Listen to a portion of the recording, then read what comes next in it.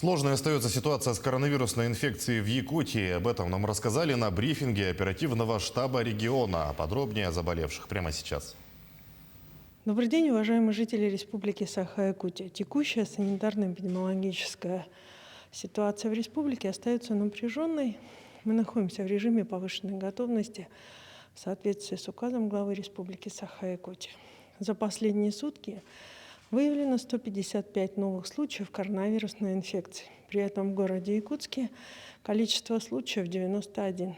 В Мирнинском и Вилюйском случае зафиксировано по 5 случаев, в Алайховском, Верхоянском, Нерюнгринском, Среднеколымском по 4, Абыйском, Алданском, Ленском, Усть-Алданском, Усть-Майском, Хангаласском по 3, Булунском, Мигино-Кангаласском, Алекминском, Сунтарском, Усянском по 2, в Амгинском, Верхнеколымском, Жиганском, Кобяйском, Момском, Намском, Нижнеколымском, Амиконском, Оленёкском и Чарапчинском по 1.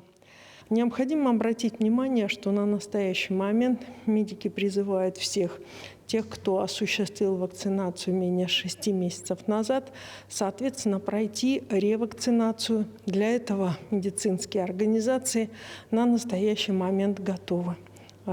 То сегодня практически все медицинское сообщество в целом и ученые отмечают тот факт, что непосредственно вирус, который находится сегодня на территории в целом страны, он стал более агрессивный и требует в обязательном порядке ревакцинирования.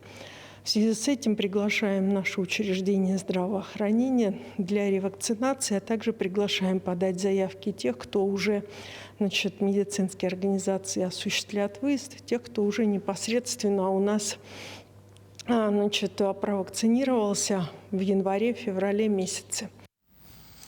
Это был брифинг по эпидобстановке в Якутии, а мы переходим к выпуску новостей.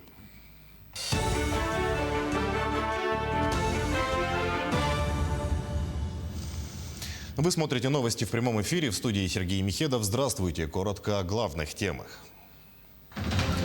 Вакцинация против гриппа началась в Якутии. Сколько человек должны получить прививку по плану?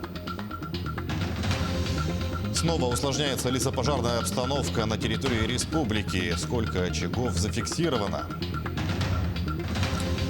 В Москве завершилась 16-я международная выставка-ярмарка «Сокровища Севера. Мастера и художники России». Якутию представили сразу несколько коллективов.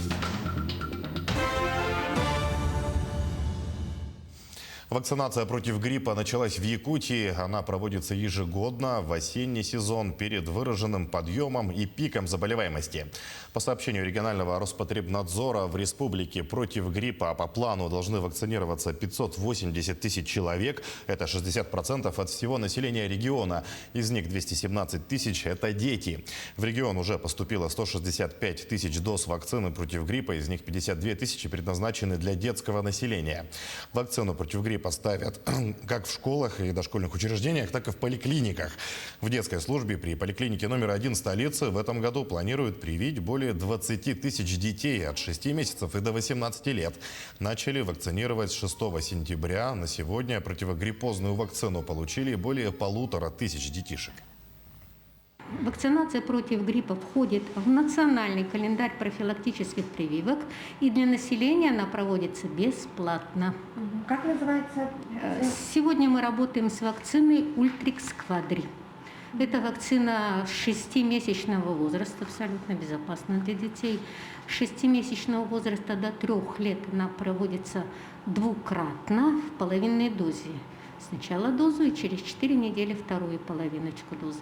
Старше 3 лет эта вакцинация проводится уже однократно, полной дозой. Осложнений таких серьезных на вакцинацию от гриппа не было.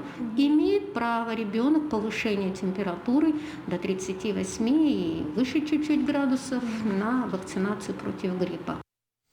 Якутские ученые озадачены вопросами о том, как легче перенести последствия ковид. Они разработали уникальный препарат бетукладин, который ожидает сертификации уже в ближайшем будущем. Детали о том, как прошли клинические испытания и планируется ли массовое производство, узнавал Дмитрий Тымыров. Прорывные научные изыскания готовы войти в нашу жизнь. Этим летом ученые Института биологических проблем криолитозоны Сибирского отделения Российской академии наук завершили испытательные работы по изучению свойств биологически активной добавки собственного производства – бетукладин. В общем-то, сейчас препарат полностью уже испытан. Уже очень много добровольцев его принимает и принимало. Сейчас последняя уже стадия сертификации. Как только сертификация закончится полностью, мы получим сертификат, мы будем официально его уже производить и выставлять на продажу. Отметим, что разработку данного препарата ученые института начали как профилактического средства от таких заболеваний, как гепатит и туберкулез. Однако в ходе клинических испытаний бетукладин зарекомендовал себя как эффективный помощник для борьбы с последствиями COVID-19. Дело в том, что это препарат комплексный. Он включает фракции биоактивных веществ, которые мы выделяем из двух природных источников. Это слоевище лишайников, ягель в простонародье. И второй источник – это кора березы, береста. Но я бы сразу хотел предупредить о том, что самим можно, конечно, собирать ягель, собирать кору, перемалывать, использовать. Хуже не будет, но толку особо тоже, уважаемые телезрители, не ждите.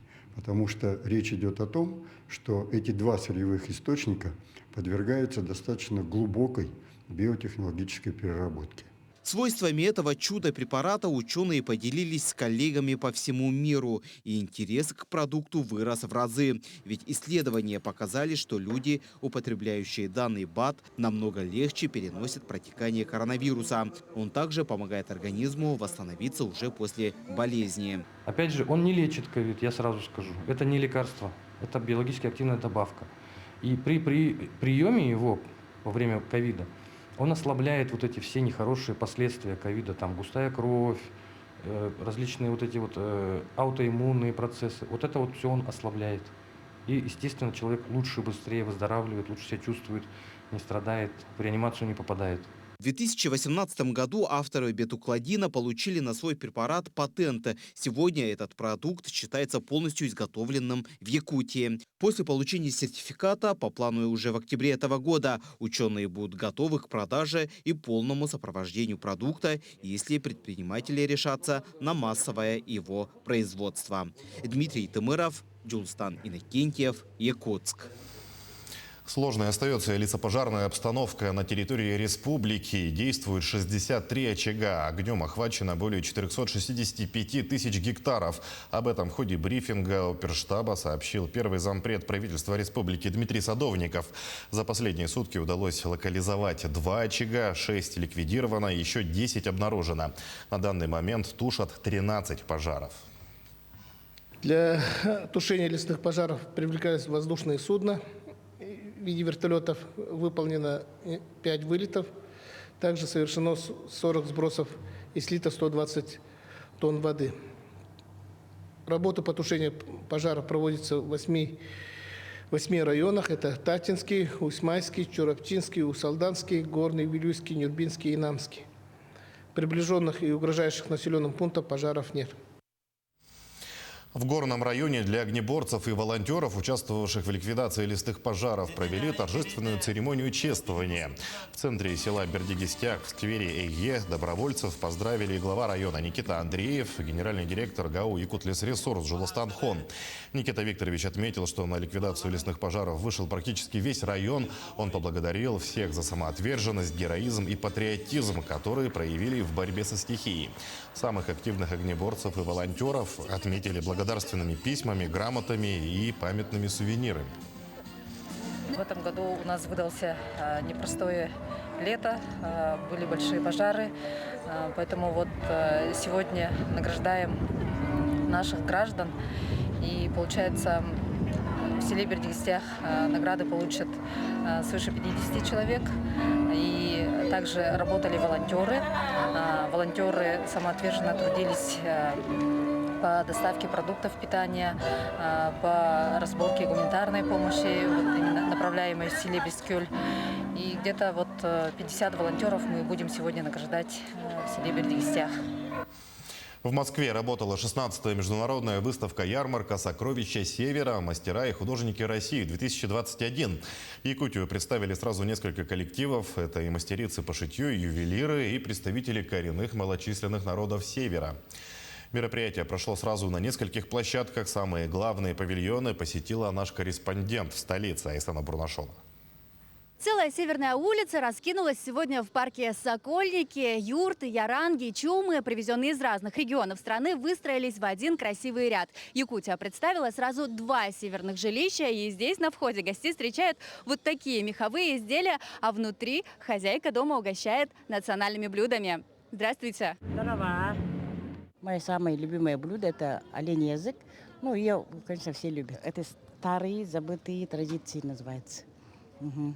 А еще панты, сушеное мясо, дичь и рыба – не просто блюдо, а кулинарное наследие Севера. Все яства приготовлены по старинным рецептам, которые испокон веков передавались от поколения к поколению. Большое внимание участники уделили и самому жилищу. Кстати, юрты или яранги, как принято их еще называть, до сих пор остаются неотъемлемой частью жизни на Севере. Мы сегодня представляем 2 вида жилища. В одном мы показываем традиционное, в котором наши кочевники, оленеводы, охотники, рыбаки. Вот ярангу мы сделали из не дерева, а современные технологии, которые наша Россия и Канада вместе сделали. А вот это рядом у нас уже технологии, которые наша российская. Оно действительно тоже собирается быстро, очень аккуратно.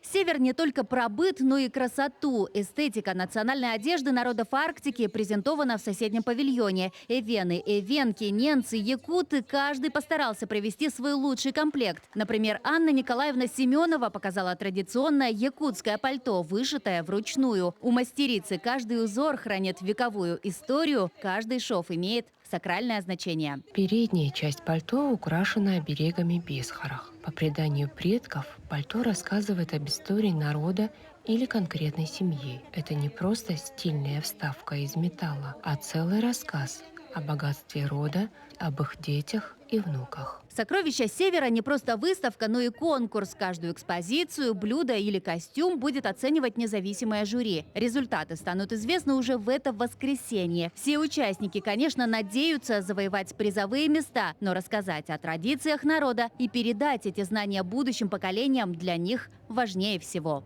Как зачем? Это уже наши традиционные работы, наши традиции. Поэтому мы передаем молодым. Айсана Бурнашова, Джур Березкин, Москва. К этой минуте у меня все. Оставайтесь на телеканале Якутия-24, где мы продолжим выпуск.